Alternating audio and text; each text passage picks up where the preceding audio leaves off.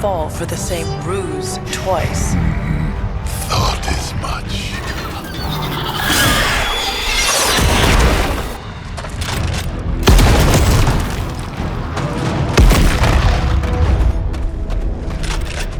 You're welcome.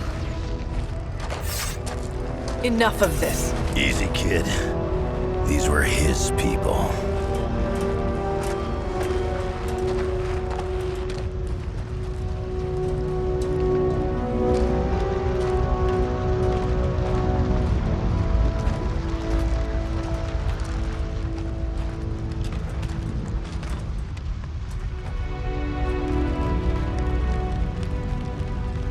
We did what we could, Blaze.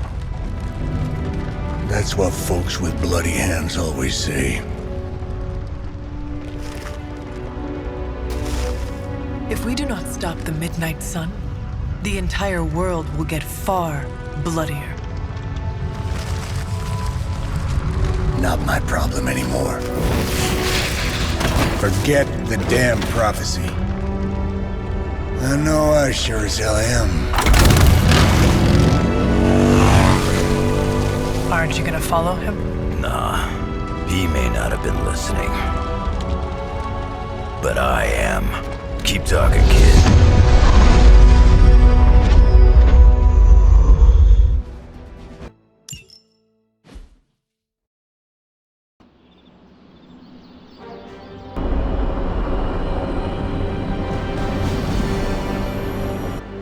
What happened at that carnival was a tragedy. One that could have been avoided. If you did not keep so many secrets... Oh, what is this, a duet?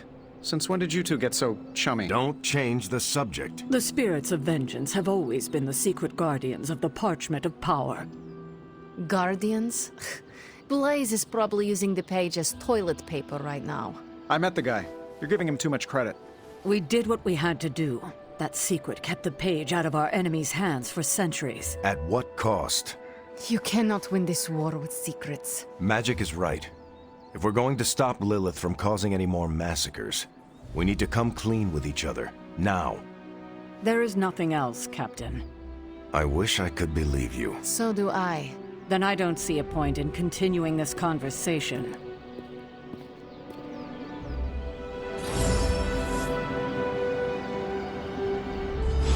This is grade A, bull. Is Steve Rogers everyone's ideal dad? I see it. I can see you are still upset, Ileana. Of course I'm still upset. Caretaker continuously stonewalls us and expects all of us to just go along and make nice.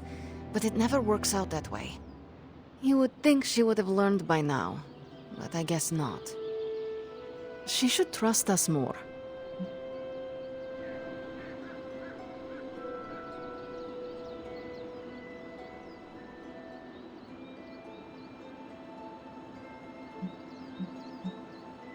If you were to be completely honest with yourself, you would have to admit that you do not trust her either.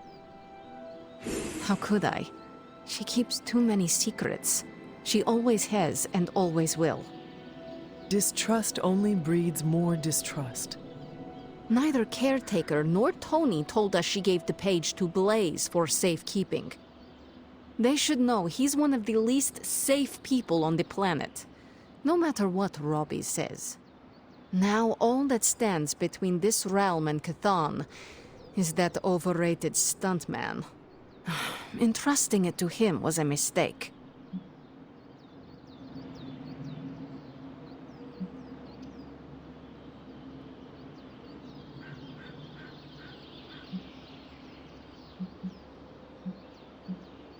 Consider Caretaker and Stark know something we do not about Blaze.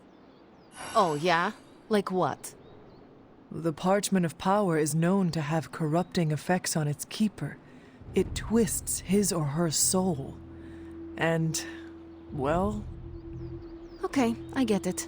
Blaze is already a bit twisted, so the parchment cannot twist him that much further. Exactly.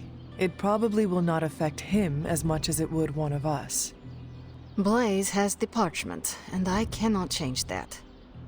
Let's just hope he can hold on to it.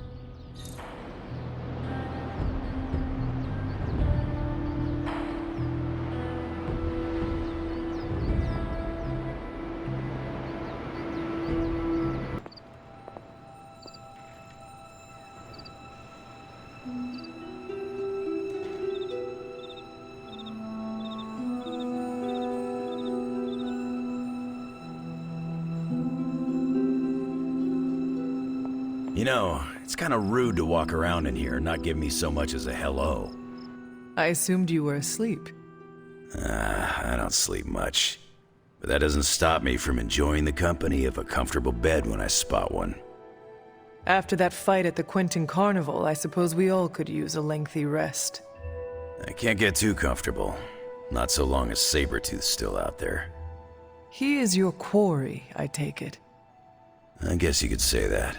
We have a history. None of it nice. Though he's definitely changed. His nasty side got, well, nastier.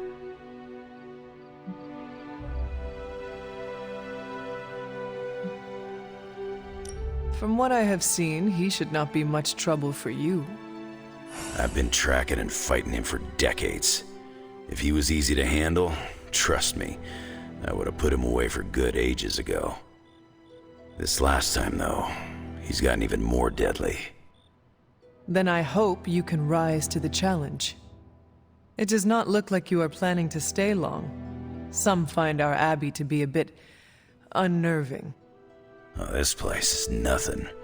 You'd be surprised at some of the places I've rested my boots.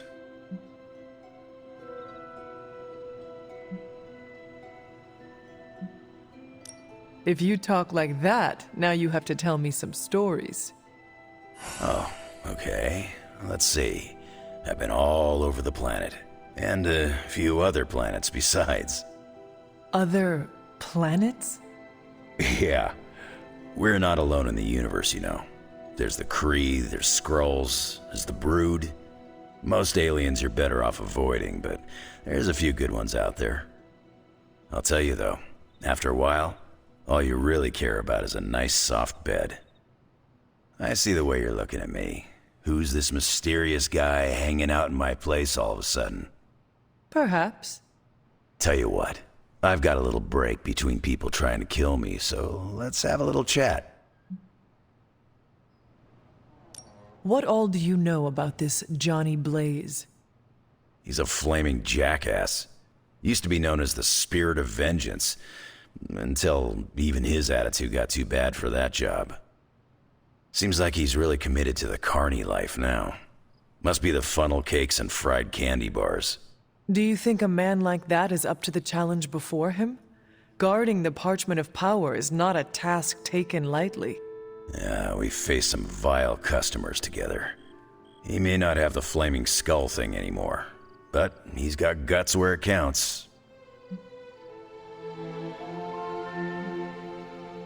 How long have you known this Sabretooth?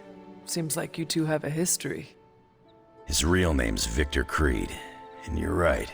We've got bad blood going back a long time.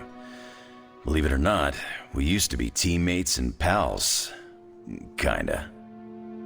They say familiarity breeds contempt. Yeah, well, they get things dead on sometimes. Didn't take me long to notice he wasn't exactly playing with a full deck. Creed and I have long since chosen to follow different paths. Yet somehow we keep ending up at the same friggin' destination. You seem like a nomad, but surely you have a place you call home. I guess you could say Xavier's place has been the closest thing to a real home I've ever had. Who? Oh, Professor Charles Xavier.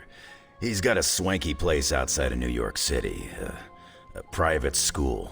Lots of space and plenty of interesting folk. It's a lot like your Abbey here, except Charles has a baseball field. Baseball? Yeah, if you got interest, I'd be happy to explain all the rules sometime. You seem to know everyone. I assume you know the Midnight Suns as well? I know some of these kids. Didn't know they got themselves a band name. Who do you know? Magik, for instance. She's the kid sister of a buddy of mine, Pyotr Rasputin. I call him Colossus. Interesting. You and she have similar attitudes. Maybe because we have similar backgrounds. I grew up in Canada, surrounded by wolves, and she grew up in Limbo, surrounded by demons. Which place is worse, Canada or Limbo? Oh, Limbo. They don't have hockey.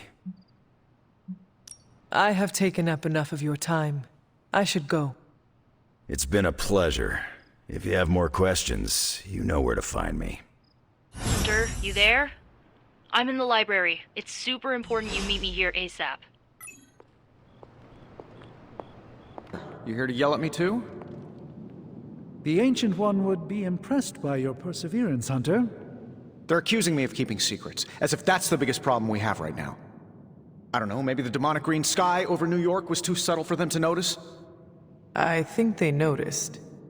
Well, it wasn't intentional. We were supposed to win in New York. We weren't supposed to lose the Sanctum, or Avengers Tower. Or Banner. I mean, call me crazy, but would sitting everyone down and telling them all about Blaze and the Parchment really have made a difference? I understand why you did it. The fewer people who know about the Parchment, the better. That's exactly right. When everyone operates on a need-to-know basis, they can focus. Is that how you were able to focus? Well, no, I need to know everything. Things are spiraling out of control, and right now, I just need to figure out what to do about this prophecy. Do you really think you can stop the Darkhold's prophecy by working in here? Well, I'm kinda known for making the impossible possible. Give me a couple hours and a decent lunch, maybe an Italian hoagie, and I can fix anything. Trust me. If you want to stop the prophecy over lunch, I think you will need a bigger lunch. Well, I need to be careful not to eat too much, especially carbs. I just blow up and, blow up. Huh. Please excuse me, I need to jot down some ideas. Are you making prophecies of your own? Shoo, go, genius at work. Gotta get a sign.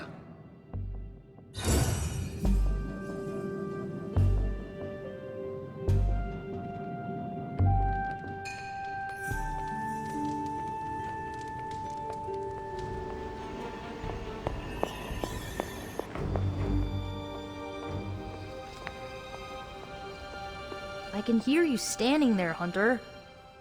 What are you reading, Nico? A limited edition print of the Book of Thoth. The Book of Thoth?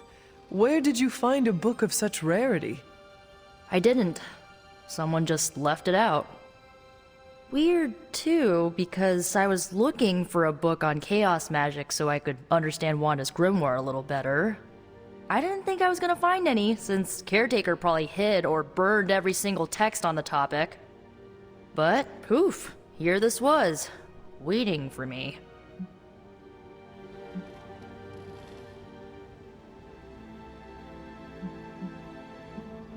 Film, music, literature, your pursuit of culture and knowledge is commendable. Not even Caretaker has made as good of use out of this library as you have. Well, she doesn't exactly have a healthy relationship with knowledge, as she thinks it's the source of all evil. Like the serpent in the garden. Right. If only she knew books don't bite.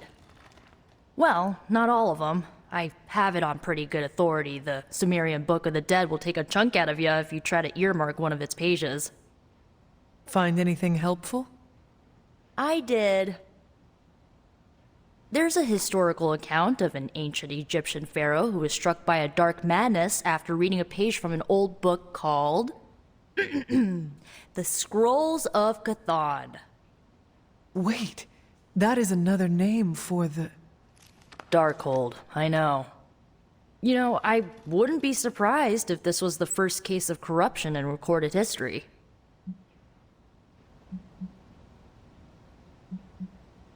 Was this pharaoh's corruption ever purified? Hold up, I haven't gotten to that part of the story.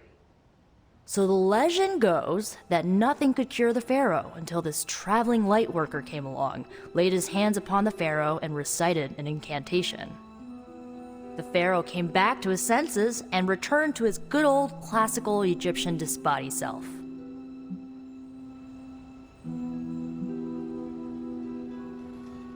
Sounds like the best possible outcome was reached for everyone involved. Well, not for everyone. So like, when the lightworker recited the incantation, he absorbed all the pharaoh's corruption into his own body and, died. He did not survive? No. But the lines of the incantation he used are scattered throughout this book. I'm gonna have Magik help me transcribe them and see if we can use them to cure Wanda. Let me get this straight.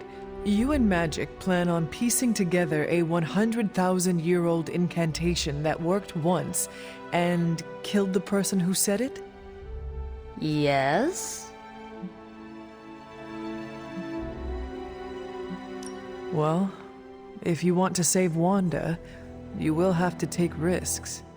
100%. Well, I'm gonna find Magik, see if we can make a dent in this transcription. I'll give you a shout when we do. Until then, not a word about this to anyone.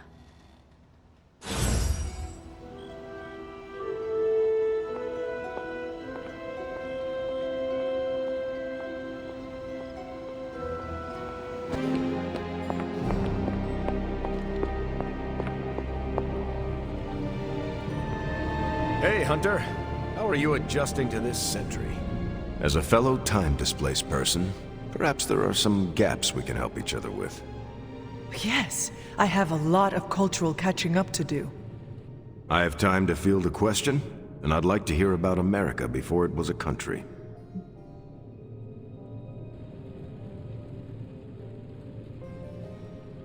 Are tavern songs and opera still the toast of the town? I hate to break it to you, but opera wasn't too popular even in my day.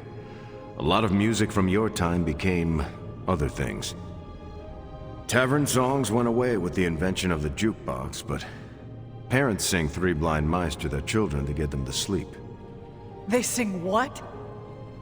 Three Blind Mice is not suitable for children. That is a grim song about the Queen executing Protestants. I don't even think I knew that bit of trivia.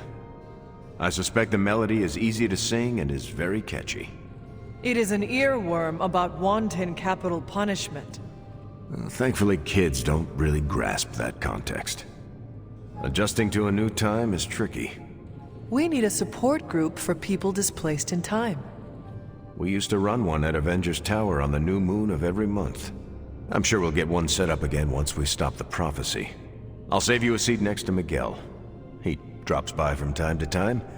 He's from the year 2099. Nice guy. Hunter. Awesome. Thanks, Hunter.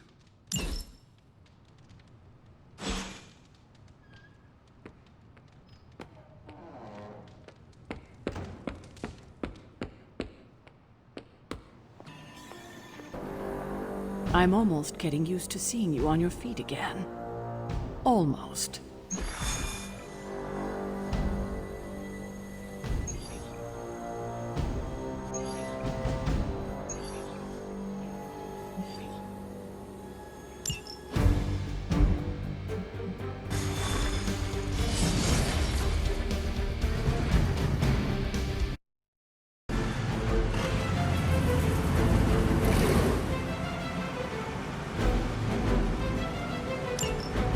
Show no mercy. As you say. We will not fail. Mother, protect us.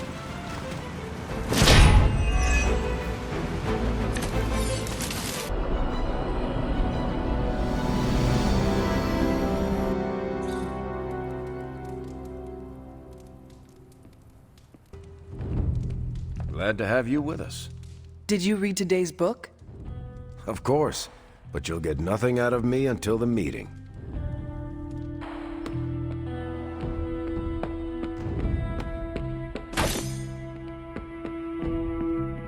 Time for book club. You coming? Meet you there. After you.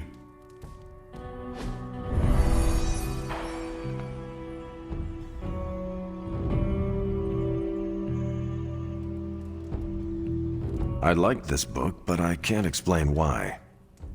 Maybe I'll figure it out as we discuss it.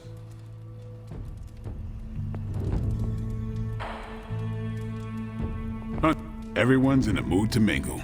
Go ahead. We can start whenever. Let's get this started. I am ready. Carol, this was your book, so you can start. I'll throw it back to you.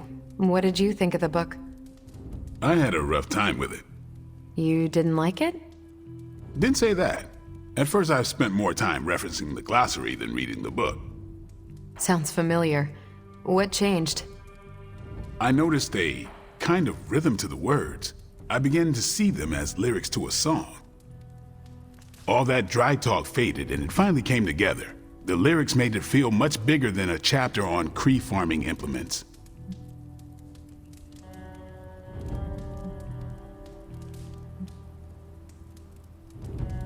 Agreed. As though there was a song behind the words. Nice. Unless it was disco. You're lucky you missed out on that decade. But yeah, you know what I'm talking about. Once I caught on, I kept reading and didn't rely on the glossary. I picked everything up from context. That's when I realized none of this was about farming. I'm surprised how much stuck with me, despite some concepts being legit alien to me. Agreed. For me, the rhythm wasn't lyrics. It was more like the book was written to a cadence. That's why I had you read it on your Spark. The mnemonic lexicon won't work with a hard copy. The what now? An ancient Cree technique. It helps you remember texts that would otherwise be considered... There's no Cree word for stuffy, but essentially that. But all that's packaging. Let's get into the book itself. Hunter, did you figure out what the bloom and the harvest represent?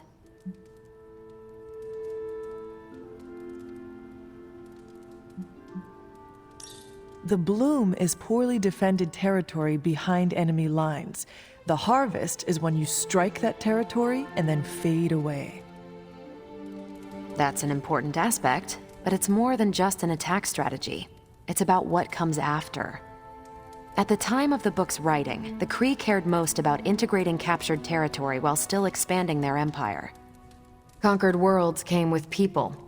Rather than treat them as prisoners, the Cree provided them with most benefits enjoyed by Cree citizens. This period is known as the cultivation. So the bloom was when they gained full citizenship under their conquerors. No, it's when the world requested it. As long as they could feed themselves with Cree farming techniques and defend their world with Cree defenses, the request was granted with few exceptions. So what's the harvest? As part of the service required by the Empire, many of these new citizens began the cultivation of freshly conquered worlds. So they were living examples. Show the newly conquered what they could achieve if they went along with the Empire. That's also how vampires work. Carol, I think I pieced together the Cree strategy. Do tell. It's all tied to agriculture. Every soldier knows you can't fight if you can't eat, but they applied this to their expansion. Till the field, sow the seed, pull the weed, reap the crop. It means the Cree wouldn't advance until the territory they took was secure and productive.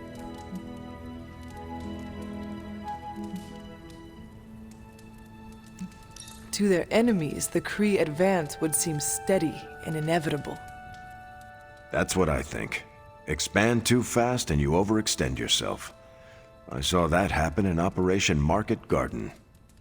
But the Cree expansion had momentum. They could afford to push harder because their whole weight was behind the advance. Unless a world could push just as hard, it would eventually fall under Cree control. Carol, how was that? Close enough to impress me. The strategy in Volume 32 wasn't perfect, but it worked out for the Cree far more often than it failed. What happened when it failed? That's covered in Volume 33. And that's book club. Steve, you're up next. What's your book? The Mantle of Authority, by General Chester Phillips. Is this the one you keep saying I should read? The very same. Now you have to. It's book club.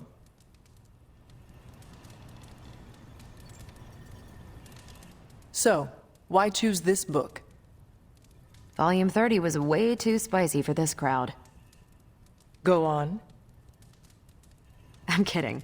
It's relevant to what we're facing today. Hydra, the Lilin, your mom, they seem to have the upper hand all over the world.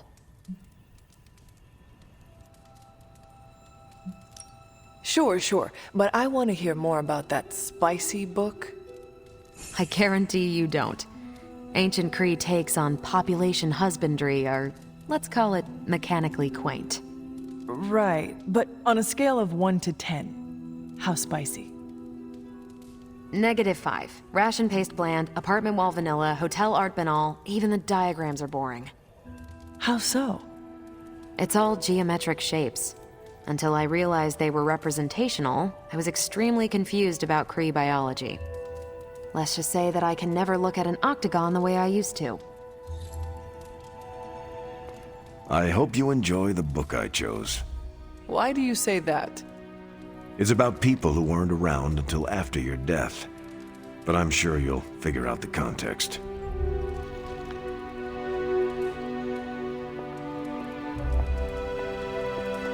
Okay, just between us, Carol's book was extremely weird, right?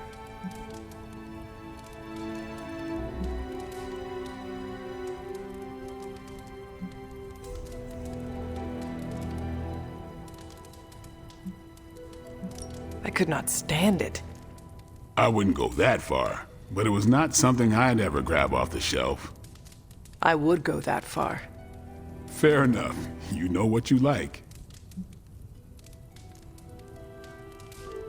You should be honest with Carol. I'm always honest with Carol. But if I tell her it was a weird book, I'll sound like I don't know much about her adopted culture. And how is that bad? You do not know, so this is the perfect opportunity to ask. Good point. All right, I'll do it. Thanks, Hunter. Good luck. You headed out? I am taking off. Later then.